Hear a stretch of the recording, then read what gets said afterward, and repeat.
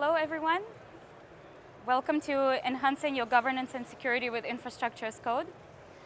And I'd like to start by talking about what it is that you, your team, and your company want to accomplish on AWS. And I'm going to guess that you came to the cloud because you want to quickly differentiate yourself by building something that brings value to your customer. And the key word here is quickly, right? Of course, you want to be secure and compliant, but you can't move so slowly that it takes you too long to bring something to the market for it to actually matter to your customer.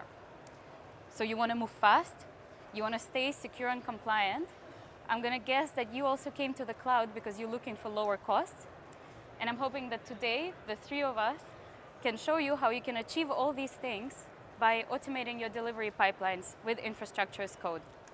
My name is Varvara, I'm with AWS, joined today by Chris, who's also with AWS, and by Ronnie, our great guest from Trustpilot.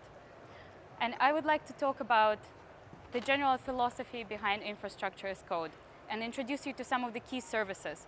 And then Chris will take it away and do a deep dive on some of the tools that you can use with your infrastructure as code on AWS.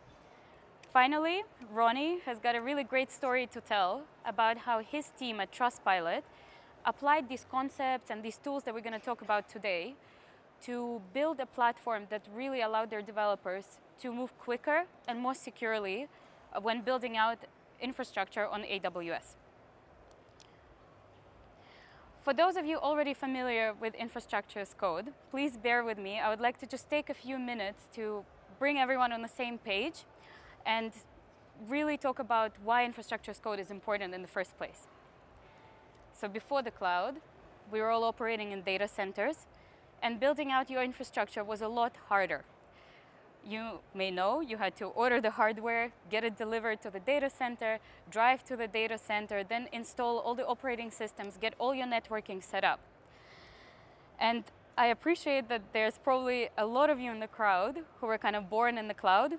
I admit I'm actually one of you. I've never been to the data center in my life. But I'm sure that there will be a couple of you here who have been in the following situation. It's 2 a.m., you're at the data center, you're looking for the last screw to attach a server to the rack and finish doing whatever it is you're trying to do. And then suddenly, the cloud came around. And now you can do all of this with just a few clicks of a button. So you would now log into your AWS console, click a few buttons, get an EC2 instance. Another button, another EC2 instance. It was really amazing. At the time, it was revolutionary. But then, you operate this way for a few years, maybe a few months, and you realize that this is actually very fragile. You may have these super complicated runbooks that you have to follow. Maybe you have some stuff that's not even very well documented.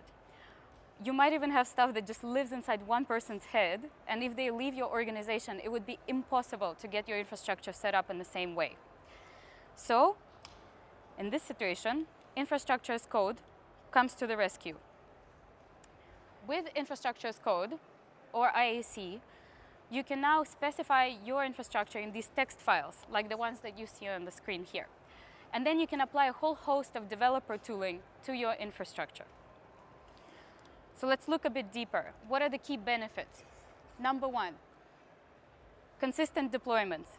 So this starts with your developer sandbox accounts, where your developers are just experimenting, setting up the infrastructure for the first time, writing infrastructure as code, and extends all the way across all of your environments, from beta to gamma to production. And the key here is that you can be confident that your infrastructure is configured in an identical way across all of your environments. So the change that your developer made in his sandbox environment will have the same effect as in production environment. The second biggest benefit of infrastructure as code is developer tooling. And I'm not just talking about your infrastructure going through the peer review process, through integration testing, all this Git process. You can take it a step further. You can plug in your static scanners in the build phase, for example, and scan your infrastructure before deploying it to make sure that you're following the best practices, staying compliant, all your requirements are met. And Chris is going to talk to you about some of the tooling that you can use to do exactly that. So AWS infrastructure as code offering. Can I get a quick hands up from everyone who is familiar with CloudFormation? Okay, great. We have a lot of infrastructure as code users here already. But for those of you who are new to CloudFormation, this is our server-side orchestration engine. So what it does is it takes those text template files that you write, and it converts them into stacks inside your AWS account.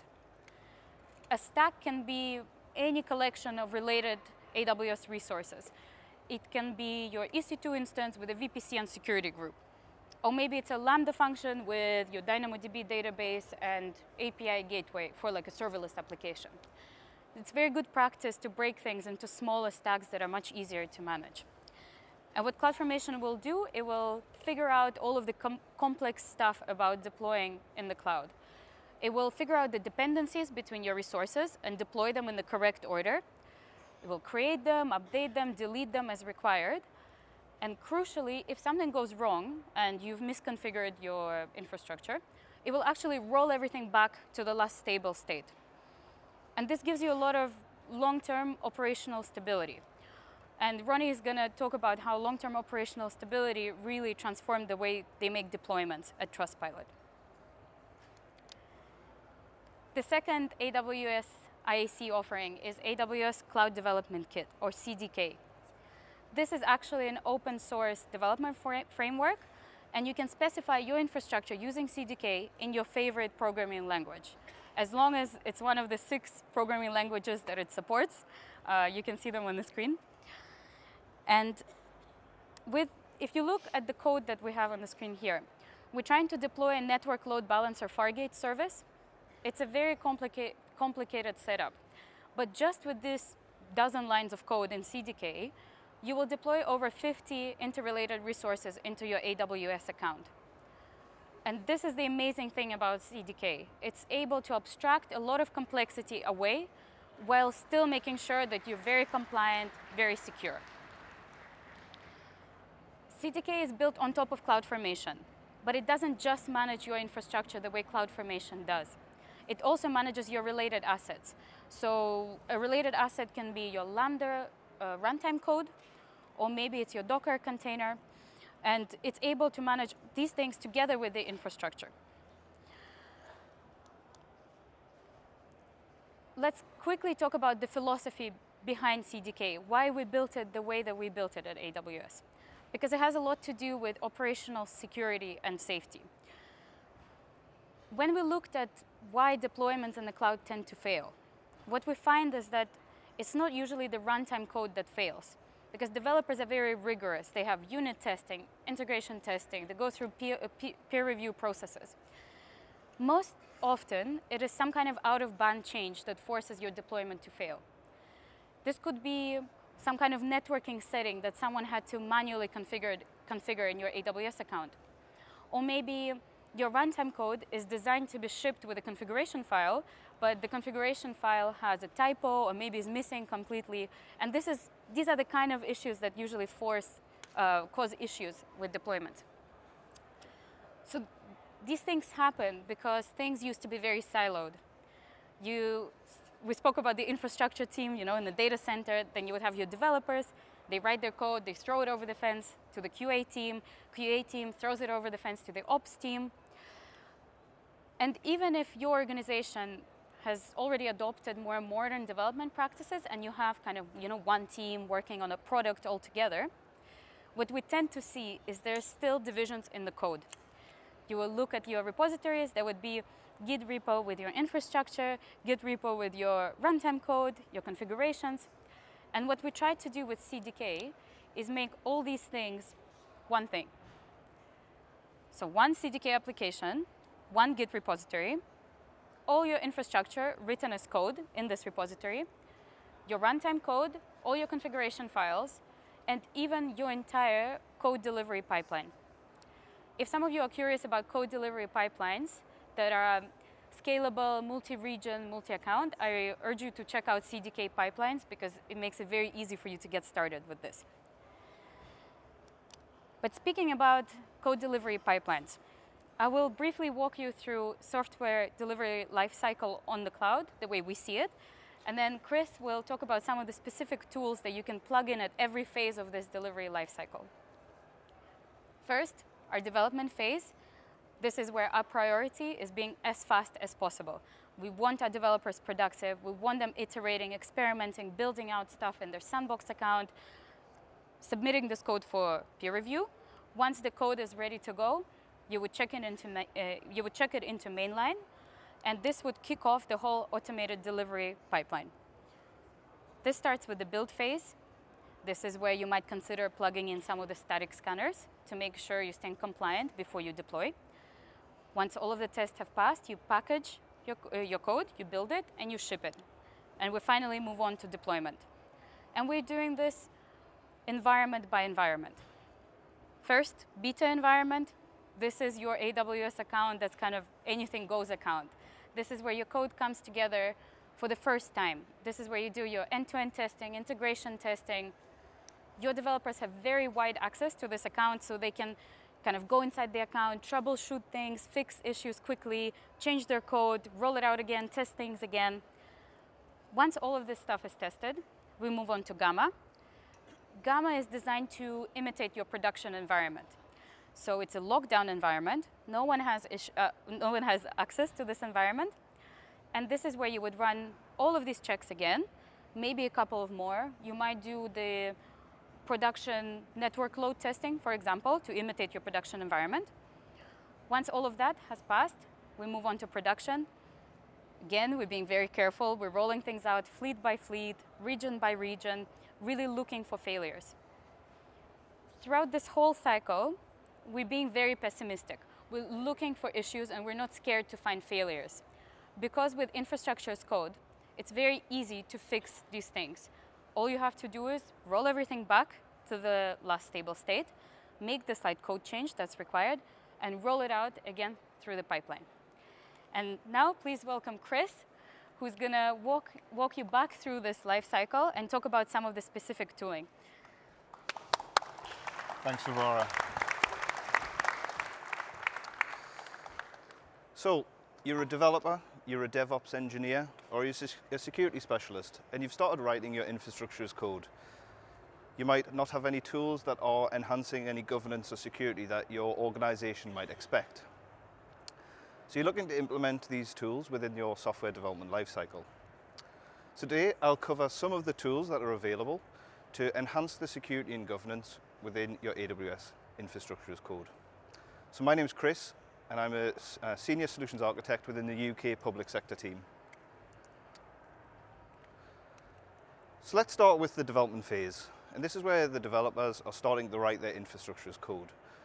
And what we're looking to achieve is to bring our tooling into our IDE. So what we want to do is try and shift left as early as possible the resolution of any issues that are found. We want to try and get feedback as early as possible. So if you are writing your infrastructure as code using CDK or JSON or YAML with CloudFormation, these tools will be for you as developers. So let's start with CloudFormation. And the first tool I'm going to talk to is AWS CloudFormation Guard. And AWS CloudFormation Guard is an open source tool that uses the Guard DSL language, which is the domain-specific language. This is going to validate JSON or YAML.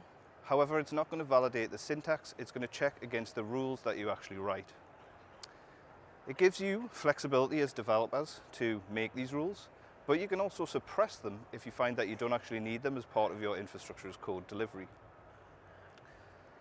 CloudFormation Guard does not come with any pre-built rules out of the box. However, you will actually develop these rules, and I'll talk you through some of the different ways that you can actually find rules, for example, through open source communities. So there are open source rule sets, there are custom rules that you can also develop. I'll also walk through how you can use CloudFormation Guard at different stages in your CI/CD, or your continuous integration and continuous delivery, so that you can actually start to reuse assets that you create early in this software development lifecycle. So let's take a look at an example rule. Mine's tiny, so I might not be able to see it so much. So here we're looking to create a rule that is going to validate an S3 bucket. And what we're looking to do here is create a rule that will check in your CloudFormation stack any S3 buckets that are in there. If there are suppression rules, which is line 2 or 3, we're going to actually skip this rule and move on. So here we're going to only check if S3 buckets are actually present. What we're looking for, or what we're looking to achieve or enhance as part of our security controls, is that the server-side encryption should be AWS KMS. So you're starting to introduce these security and governance controls as part of your development lifecycle. So let's create a really simple CloudFormation stack. Here we've got an S3 bucket, pretty straightforward. It's called my bucket, and it's got versioning enabled. We also block public access as part of this CloudFormation stack. Pretty straightforward. However, we know that this should likely fail when we run these rules because it doesn't actually have the server-side encryption as part of our stack. So how do we actually run these rules? So from the command line, a developer can run CloudFormation Guard at any time they want and validate this CloudFormation stack against the rules that you actually develop. Here, as a developer, you can see the failures early and hopefully resolve and fix them before you actually commit that code. You can see as part of the error which rule actually failed, the property path, the missing properties, and as expected, we're missing the encryption in this example. You as the developer can fix this before committing, shifting left. So we're going to fix and catch issues as early as possible. So like I said, CloudFormation Guard doesn't have any pre-built rules out of the box. However, there is a vast variety of open source registries which has over 40 built-in rule sets. Now these are a starting point for you to implement to help you accelerate your journey into CloudFormation Guard.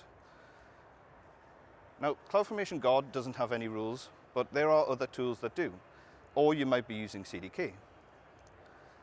So one of those tools that you can actually use if you are using CDK is cdk-nag. And cdk-nag is used to generate rules and syntax before you generate your CloudFormation. cdk-nag does have built-in rules, and I'll talk through these in a moment. And what cdk-nag does is validate your CDK stack as you run a CDK synth. CDK synth will generate CloudFormation, as Vivara said, creating all the assets needed, and will actually test that the stack is secure based on the rules that you include before you actually provision any resources. So because you're not actually deploying any resources, hopefully this will reduce your development time because you're finding issues early, and also reduce cost because you haven't got these resources running in your account. cdk-nag gives security best practices for developers directly within their IDE. So how does it work? So CDK uses nag packs, and again there are multiple built-in that include different best practices. So some examples, we've got our AWS Solutions nag pack, we've got HIPAA, or we've got PCI DSS. And you can include these nag packs at any time. You can also create custom nag packs and custom rules which you can include. So if your organization is using cdk-nag, you can take these rules and build upon them. So let's take an example, and in here on line 8 you can see that we're including the AWS Solutions nag pack. Every time we now run CDK synth, these rules are going to be ran against our CDK. This is going to continuously validate our code based upon the rules that are inside that solutions check. Again, as a developer, you could choose to suppress these rules. So let's create our CDK stack, which is on line 13. So we're going to create a simple CDK app. Here, it's going to provision an S3 bucket. As before, we've named the bucket my bucket, and we're going to configure that public access is blocked. Pretty straightforward, nothing too complex for a CDK stack. When we run CDK synth, cdk-nag is going to execute, and it's going to evaluate all rules that are inside those nag packs, unless you've suppressed any as a developer. As a developer, what we want to do is to remove the need to actually create error messaging and resource templates. So these errors are displayed directly to you within your IDE. Here in our example, we've got a couple of failures as part of the AWS solutions check that we need to enable server-side logs. These are disabled. We haven't enabled these as part of our CDK stack. And also we need SSL as part of our request. So as a developer, you can take these errors, fix, and commit before executing your code. Both of these tools, CloudFormation Guard and cdk-nag, don't actually check the format of our CloudFormation. What we want to do is check for quality as well as security and governance. So for both of these tools, CDK and CloudFormation, once you've run your synthesis, we want to use cfn-lint. And this will validate your CloudFormation template against the AWS CloudFormation resource specification. Again, you can use custom rules here, so you could potentially integrate with third-party APIs. You could integrate, for example, with the billing console if you want to make sure that as part of your CloudFormation, you can only utilize certain services within the console. And here we want to catch issues early with our templates, so the quality is correct before we push them into our build. Later on, you'll hear from Ronnie from Trustpilot, who's going to walk through how they use cfn-lint as part of their software development lifecycle. So let's take a brief recap of some of those development tools. We've got cdk-nag, which will cover CDK only. CloudFormation Guard and cfn-lint can be used with all tools because you can CDK synth your CDK code, which will actually provide CloudFormation. CloudFormation Guard, really importantly, doesn't come with pre-built rules, but you can use our open source libraries to actually build. And also, all of these packages can be used with custom rule sets. So what about the build phase? Here, we're going to utilize a service known as AWS Code Build before deploying. What we're actually wanting to do is to trust what the developers have actually implemented and verify that these rules have actually been used. We want to run tests before deploying, again, to catch issues early before we deploy. We might run tests at a build phase, which might take a long time to execute, which the developers don't want to do. Or we might want to run the same tests that the developers have been expected to run to ensure that we're verifying that they've done what they said they would do. You might have a developer who has just suppressed all of the rules, so you want to check that and verify that everything is correct. So let's take a look at an example from AWS Code Build, where we run our tests before deployment. It's going to validate each of the merges that you actually create within the code pipeline.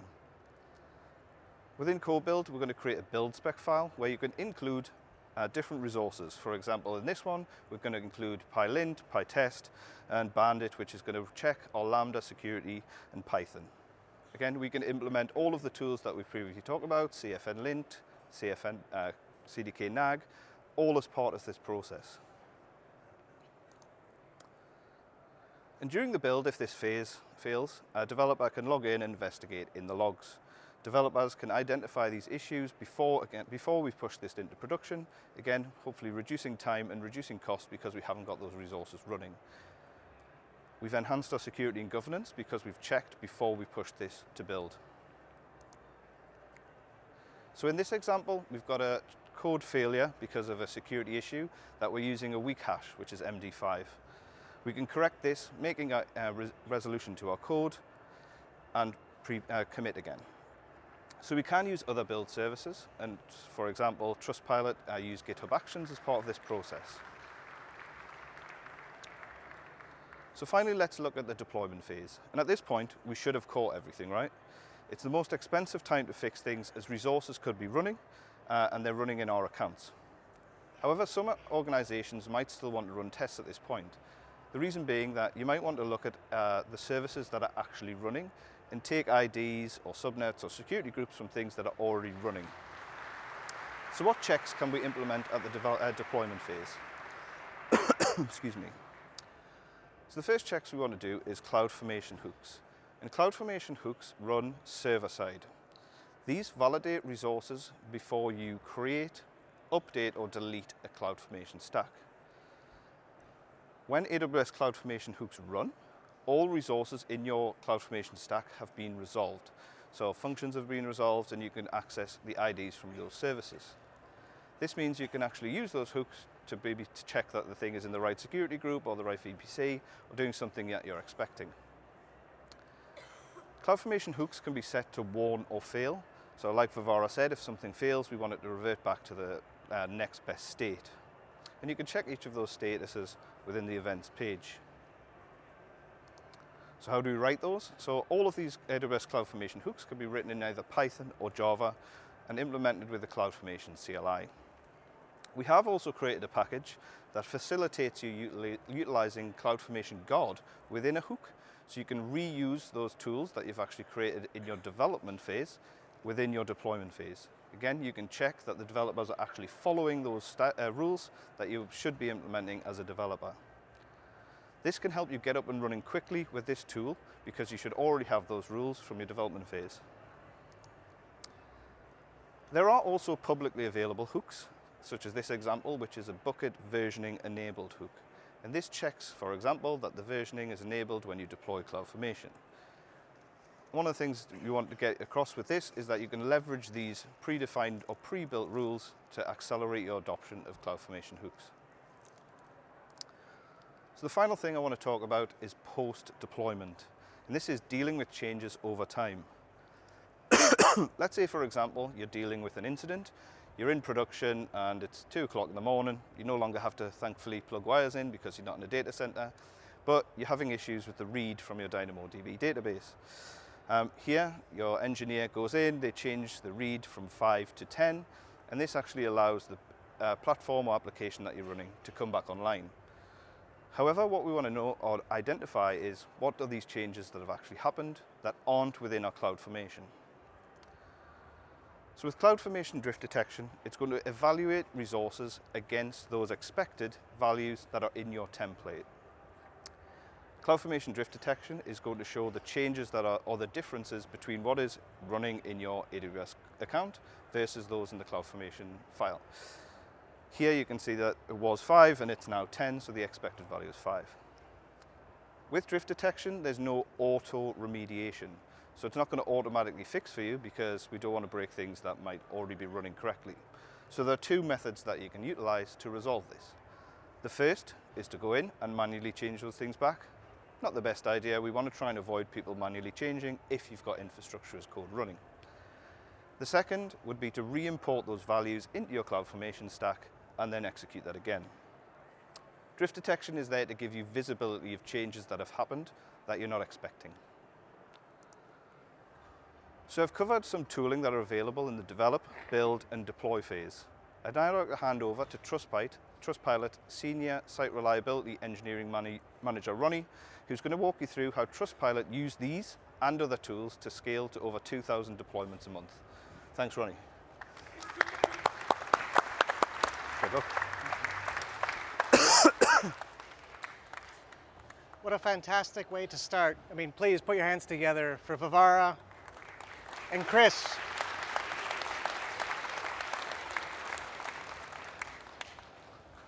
So hi everyone, and thanks for joining this session. I'm Ronnie DiGiorgio, one of the senior technical leaders in Trustpilot, where I've had the pleasure to work with some truly talented individuals that are even in front of me today, so thanks for coming, for the last year. I have 3 decades of industry experience, with the last decade in leadership roles, supporting teams and people, and working with AWS technologies. So feel free to scan the QR code, connect with me on LinkedIn. I do the best I can to keep up with everyone. It's very much appreciated. So it's an absolute pleasure for me to share our story with you today on how we are reliably scaling our Trustpilot platform and what we've learned along our journey. Hopefully, it will help you and your business learn how to scale your AWS platform. So who here, by show of hands, knows about Trustpilot, green stars? Yeah, there's quite a few. Fantastic. Heart goes out to you. Thank you very much, whether you're a consumer or a business partner. But for those of you who are not aware of Trustpilot, we are a Danish consumer business, and we operate a review platform, which was founded in Denmark in 2007, which hosts the reviews of businesses worldwide. And we have a vision to create a universal symbol of trust. Trustpilot is free and open to every company and consumer everywhere. Feel free to scan the QR code to learn a little bit more about Trustpilot. So let's get a little bit stuck into the platform itself. So I want to provide you with a bit more context before we get into the thick of things. So on average, we saw 57 million, that's right, 57 million monthly unique users on our website. That's 30% more than the previous year. At the end of the year, there were 267 million reviews on Trustpilot, meaning 54 million new reviews were added in 2023 alone. We ended the year with 1.1 million reviewed businesses on our platform, and that's 22% more than the calendar year of 2022. The number of businesses promoting our brand by receiving invites to leave reviews and or display their trust score and thus engaging with their customers has increased 16% year over year. That's 116,000. All of this has been built and supported by 130 engineers. Some of them are here today, so thank you. Thank you. So what's the challenge? The challenge is that we needed the right tools to support our business with developing and delivering solutions needed to help instill trust in our online interactions. With a limited number of engineering resources, and we needed to do this in a reliable and a scalable way. Sounds easy, right? So to address the challenge, we developed our very own Python-based tooling. We call them CFG and TP-CFN. And these enabled our engineering community to deploy CloudFormation stacks predictably and reliably. And we worked with our AWS partner team to upskill our engineering community, resulting in the acquisition of more than 30 AWS technical accreditations over 2 calendar quarters. It's super impressive. Really blessed to work with these people. So let's take a little bit of a deeper dive into the tech, and let's talk about our Python-based tooling. Our CFG tool enables our engineering community to generate the AWS CloudFormation stacks for our core AWS-based services. Our TP-CFN tool enables our engineering community to generate and process AWS CloudFormation stack deployments. So let's take a simplified overview of our software development lifecycle. In Trustpilot, this starts with our engineers, who use our CFG tool to generate the AWS CloudFormation stacks. They then use our TP-CFN tool to deploy the AWS CloudFormation stack, all of which starts in GitHub, which is our version control software in Trustpilot, which also triggers GitHub Actions, as Chris was mentioning before, to invoke either Checkoff, which is a source code analytics tool that we use to ensure that the source code meets our business requirements, or we use cfn-lint, which Chris has also mentioned, which is used for linting and validating CloudFormation source code before being processed and deployed to the correct AWS environment via Octopus deploy. So let's take a walk through and put yourselves in the shoes of a Trustpilot engineer. So someone who's looking to deploy a new AWS S3 bucket in Trustpilot, for example, they would start by running the cfg init command. And this would list all of the AWS resources, as you can see here, that they could create using our CFG tool, and also the required syntax.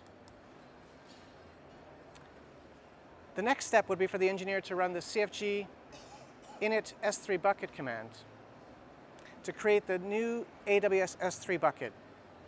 In this example, the engineer will create a new S3 bucket called SRE test bucket. And by running the cfg init S3 command, the cfg tool creates the SRE test bucket CloudFormation stack using predefined and templated standards.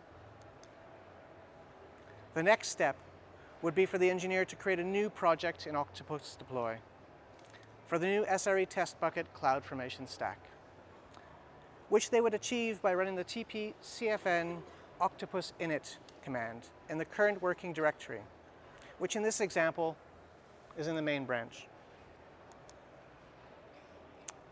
At this stage, the new SRE test bucket is ready for deployment via Octopus Deploy to an AWS environment of their choosing.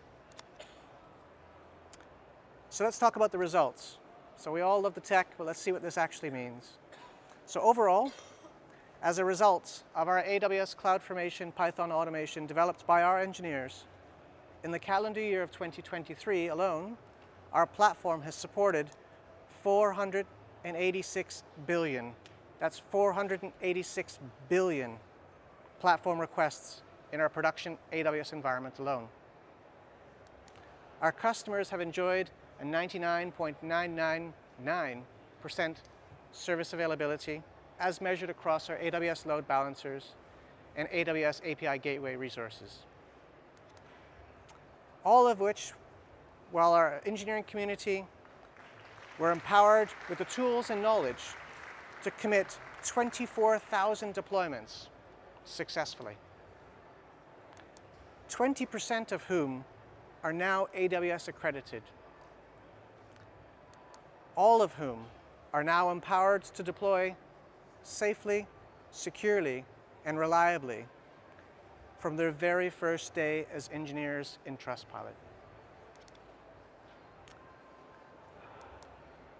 So what did we learn along our journey?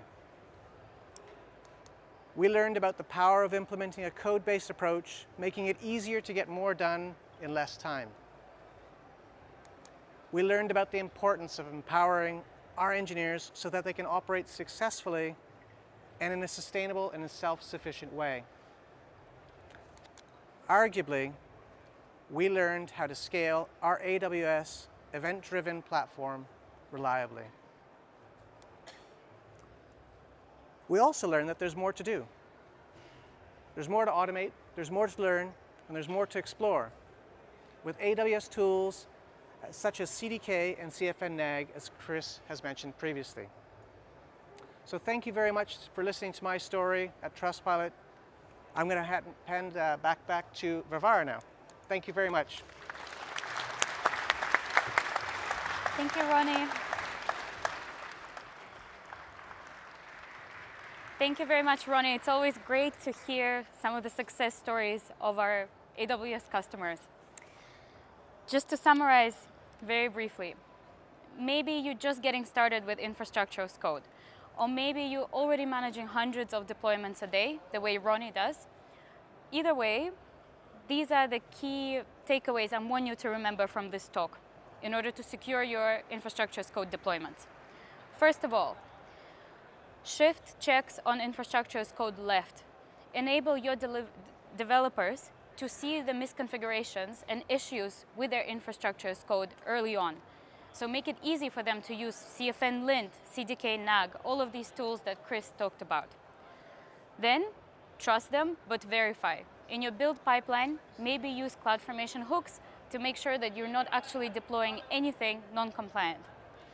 And post-deployment, find ways to scan your infrastructure to make sure that it hasn't drifted. Maybe use CloudFormation drift detection. Or actually, even better, set up access to your environment in such a way that no one can make any changes without going through infrastructure as code. And finally, Ronnie has spoken about how AWS training and certification has made a difference in his team. I really urge you to check out AWS Skill Builder. There's a bunch of free content there.